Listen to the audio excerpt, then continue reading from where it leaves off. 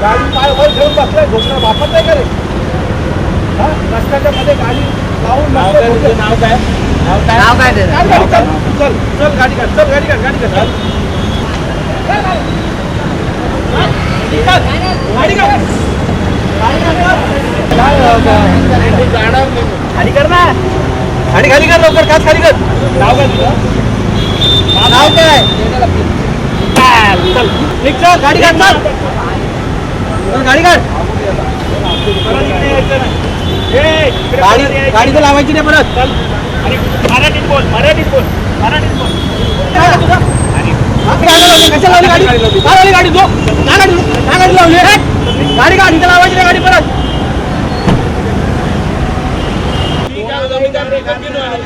सगळ्यांना मिनिटांनी सांगितलंय की गाडी काढ, गाडी पुढे घे.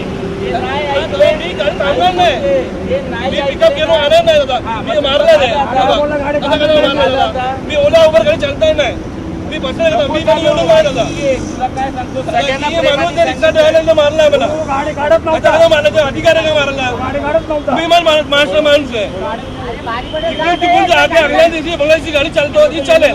मी वाढत गाडी चालवतोय, तुम्हाला मारतोय. तुम्हाला बोलतो गाडी काढत नाही म्हणून सांगा. काय सांगतो मराठी आणि नॉन मराठी सगळ्यांना प्रेमाने सांगितलं तू गाडी काय गाडी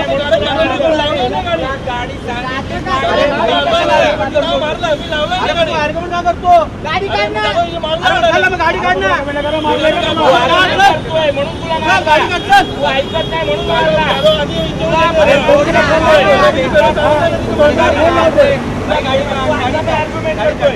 गाडी काढतो. गरीब माणसावर ताबा झाला.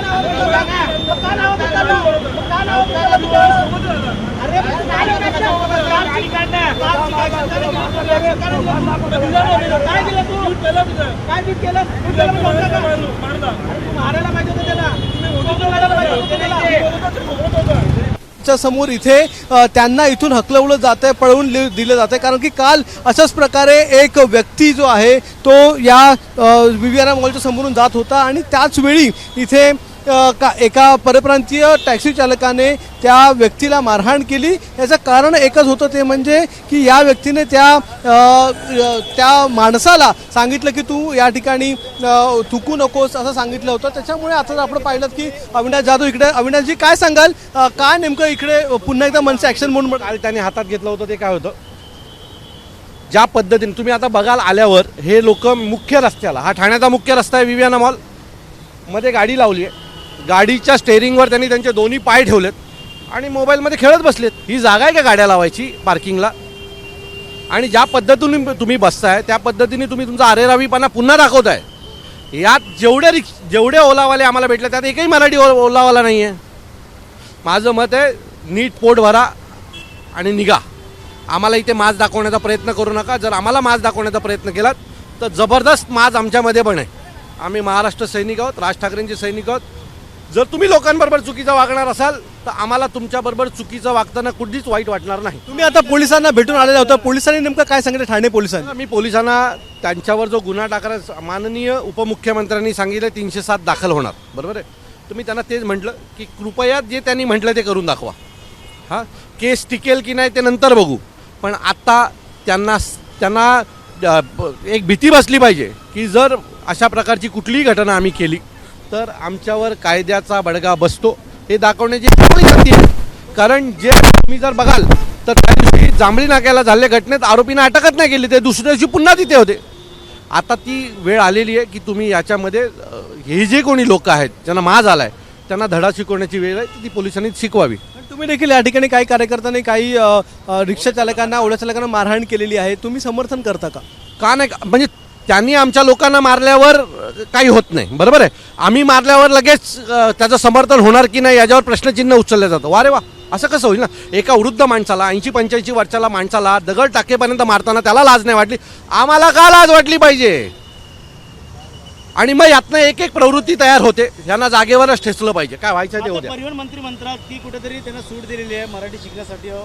माझं मत आहे की जे लोक 15-15 वर्ष राहून मराठी शिकले नाहीत ना, ते तुम्ही 2 धडे शिकवून का शिकणार नाही आहेत. ज्याला मराठी येते त्याच्याकडेच परमिट राहील, हा नियम लागू करावा, तरच काहीतरी होईल, नाही तर अशा घटना रोज घडतील. राजसाहेबांनी काय उत्तर आलं का ठाण्यात त्या संदर्भात? मला आदरणीय साहेबांचा कॉल आला होता, ज्या व्यक्तीला मारलं त्याची चौकशी केली, विचारपूस केली, आणि हे जे कोणी आहेत त्यांना योग्य तो धडा शिकवण्याची जी काही साहेबांची एक शैली आहे त्यात आम्हाला सांगितलं, आणि तो ज्याने केलं त्याला आम्ही सोडणार नाही एवढं नक्की.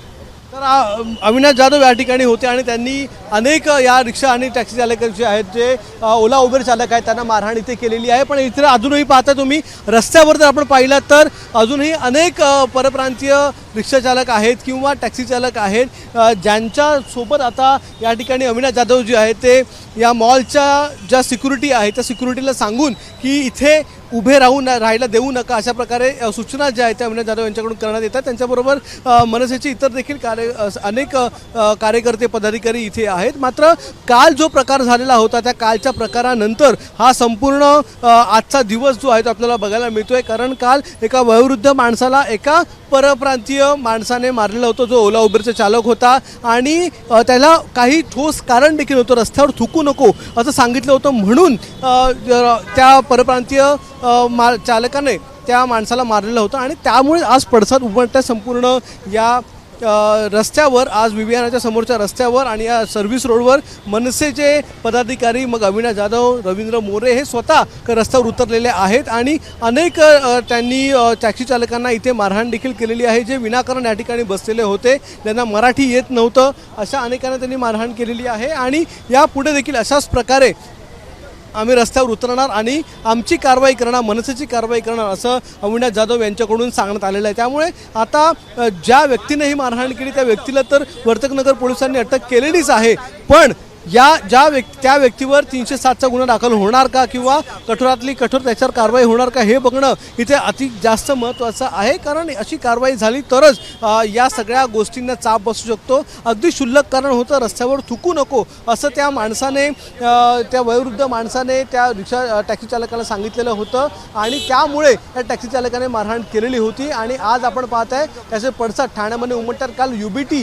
म्हणजे उबाटा गटातल्या अनेक पदाधिकाऱ्यांनी त्या टॅक्सी चालकाला शोधलं, त्याला मारहाण केली आणि त्याला पोलिसांच्या स्वाधीन केलेला आहे.